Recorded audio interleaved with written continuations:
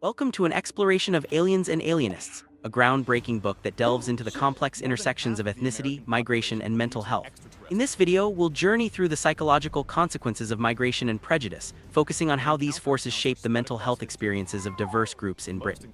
From West Indians to Turkish Cypriots and Hasidic Jews, the authors combine psychiatry and social anthropology to reveal how mental illness can be an intelligible response to social disadvantage.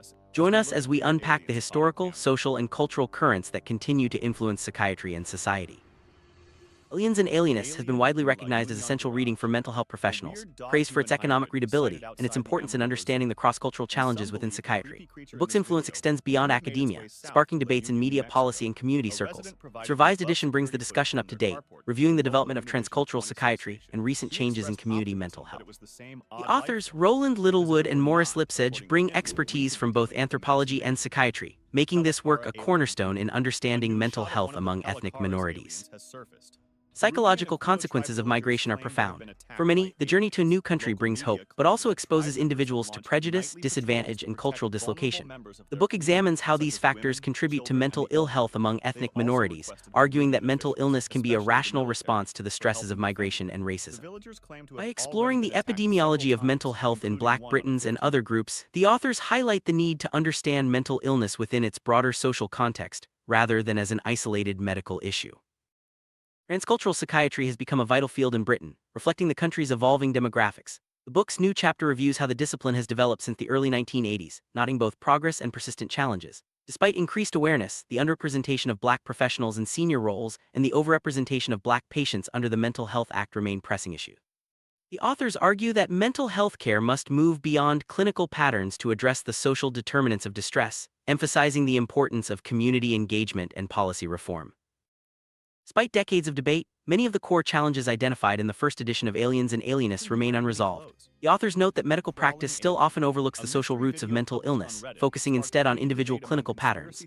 Black patients continue to face barriers to psychotherapy and are frequently viewed through a lens of suspicion or misunderstanding.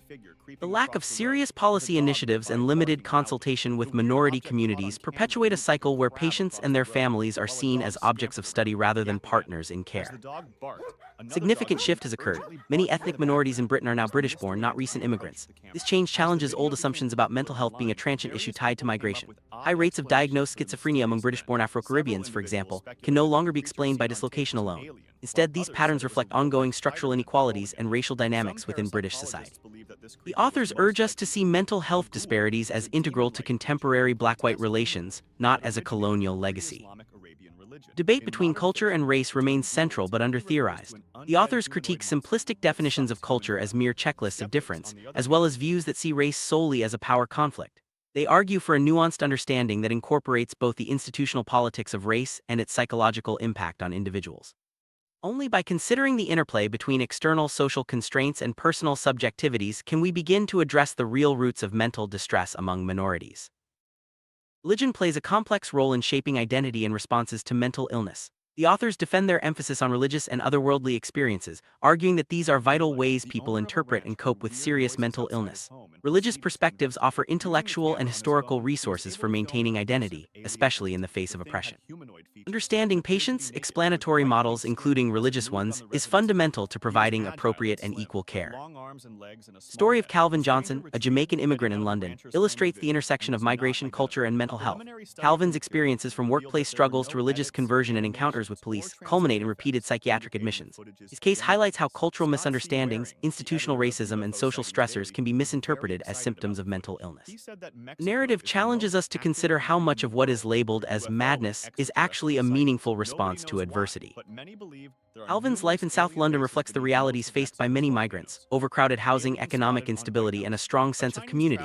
Despite the challenges, there is vibrancy, neighbors visit, children play, and cultural traditions persist. Yet these conditions also breed tension and vulnerability, especially when combined with systemic discrimination. Calvin's story is not unique. It echoes the experiences of countless others navigating the complexities of adaptation and belonging. Calvin's conversion to Rastafarianism, sparked by spiritual experience during a visit to Jamaica, marks a turning point in his life. His newfound beliefs, dietary changes, and religious practices set him apart, both within his family and the wider community.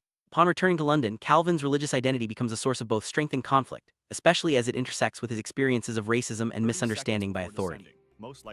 Pivotal incident at the post office, where Calvin is wrongly suspected of fraud, leads to his arrest and subsequent psychiatric hospitalization. The humiliation and anger he feels are compounded by racial slurs and the perception that his religious beliefs are signs of madness. This episode underscores how institutional responses can pathologize cultural and religious differences, often to the detriment of minority individuals. Calvin's use of cannabis, a common practice among Rastafarians, becomes another point of contention. After a domestic dispute, neighbors call the police, leading to a dramatic hospital admission. Medical staff unfamiliar with the cultural context interpret his behavior as evidence of psychosis. The episode raises questions about the role of substance use, cultural practices, and the risk of misdiagnosis in minority patients. Alice Johnson, Calvin's wife, offers a different perspective on his behavior. She traces his religious interest to the post-office incident and is primarily concerned about his aggression. For Alice, the line between mental illness and social stress is blurred. Her view reflects the complex ways families interpret and respond to distress, often balancing cultural beliefs, personal safety, and the stigma of psychiatric label. Interaction between psychiatrist and patient is fraught with expectations and misunderstandings. Psychiatrists trained in a biomedical model may struggle to interpret behaviors rooted in different cultural or religious frameworks. Patients in turn may distrust the intentions of medical staff, especially when their experiences are dismissed or pathologized. The result is often a breakdown in communication, with both sides feeling misunderstood and alienated. What is considered normal or abnormal behavior varies widely across cultures. The book challenges the notion that mental illness can be universally defined, pointing out that behaviors seen as pathological in one context may be accepted or even valued in another. This raises important questions about the validity of psychiatric diagnoses and the risk of imposing majority norms on minority groups. Psychiatry wields significant symbolic power, shaping how society understands and responds to mental distress. The authors argue that psychiatry, like religion or racism, can serve to legitimize social concerns by tying them to universal personal experiences. This process can fix transitory anxieties into seemingly concrete realities, influencing both individual lives and broader social policy. The book emphasizes that racism is not merely a psychological problem, but is embedded in social and economic institutions. Racism makes economic sense for some, perpetuating inequalities that impact mental health.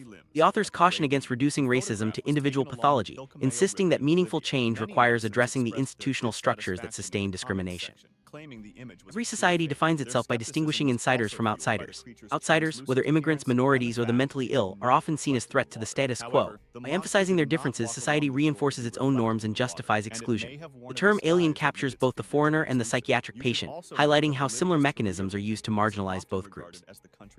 Stereotypes serve to legitimize social hierarchies and justify the exclusion of outsiders. Whether through accusations of criminality, disease, or deviance, minority groups are often scapegoated for broader societal anxieties. These stereotypes are not static. They evolve to fit the needs of those in power, shifting from cultural to biological explanations as circumstances demand. Edison has historically played a role in defining and controlling outsiders. The rise of psychiatry in the 19th century introduced the figure of the alienist, tasked with identifying and segregating the mentally ill. Science replaced religion as the authority on what thoughts and behaviors were acceptable, further entrenching the boundaries between normality and deviance. The concept of race has been used to justify both slavery and the marginalization of minorities. Pseudoscientific theories claim that non-Europeans were either immune to mental illness or inherently pathological. These ideas provided convenient rationalizations for exploitation and exclusion, often supported by dubious measurements and statistics. The legacy of these beliefs continues to shape attitudes toward minorities in mental health care. Statistics have often been misused to reinforce discriminatory beliefs. Early census data and psychological tests were interpreted to show the supposed inferiority of minorities, ignoring the effects of environment and discrimination.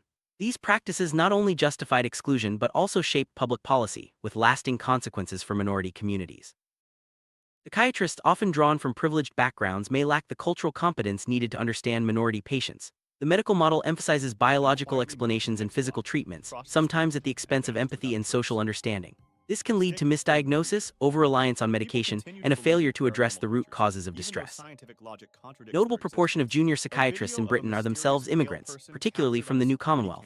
However, they often occupy lower-status positions and may face their own challenges of adjustment. Despite shared experiences of migration, these professionals are not immune to the pressures and biases of the system, sometimes adopting a strictly medical approach to avoid confronting difficult social realities. The encounter between doctor and patient is shaped by expectations, cultural norms, and institutional pressures. Patients may be reluctant to accept psychiatric labels, especially when these carry stigma or conflict with their own beliefs. Doctors, in turn, may default to standard procedures, sometimes at the expense of genuine understanding. The result can be a cycle of mistrust and disengagement. Different societies have their own ways of understanding and responding to mental distress. What is seen as illness in one context may be interpreted as spiritual or social in another. The book urges practitioners to recognize these differences and to avoid imposing Western psychiatric categories on diverse populations. Only by engaging with patients, own explanatory models can care be truly effective. Religious conversion and spiritual experiences are common responses to stress and dislocation. For some, these experiences offer meaning and resilience. For others, they may precipitate crisis or be misunderstood as symptoms of illness. The book explores how religion can both support and challenge adjustment, depending on the individual's context and the attitudes of those around them. Exposure to racism is a significant source of stress for minority groups, with direct implications for mental health. The book suggests that some psychiatric symptoms may be intelligible responses to ongoing discrimination and disadvantage. Rather than pathologizing these reactions, mental health professionals should recognize the role of social context in shaping distress. Conclusion: Aliens and Alienists challenges us to rethink how we understand mental illness, culture, and identity.